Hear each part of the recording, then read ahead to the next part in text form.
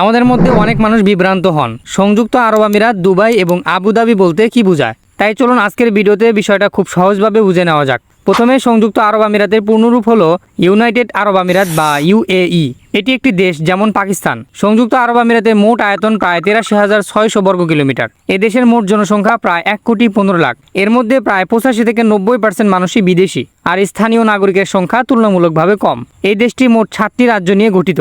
আপনি চাইলে আমিরাতগুলোকে এক ধরনের স্টেট হিসাবেও ধরতে পারেন। এখন আসি দুবাই প্রসঙ্গে। দুবাই হচ্ছে এই 7টি আমিরাতের একটি।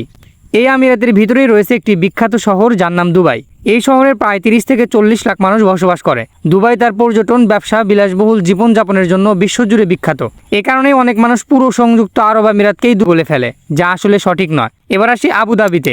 আবুধাবি হলো সংযুক্ত আরব আমিরাতের সবচেয়ে বড় আমিরাত। এটি দেশের প্রায় ৮৭% এলাকা জুড়ে বিস্তৃত।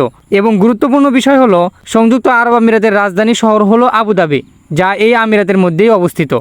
সহজভাবে বললে সংযুক্ত আরব আমিরাত একটি দেশ, দুবাই সেই দেশের একটি আমিরাত এবং শহর, আর আবুধাবি হলো সবচেয়ে বড় আমিরাত এবং দেশের রাজধানী। ভিডিওটা দেখে যদি আপনার ভুল ধারণা দূর হয়ে থাকে তাহলে অবশ্যই লাইক দিন, সাবস্ক্রাইব করে পাশে থাকুন।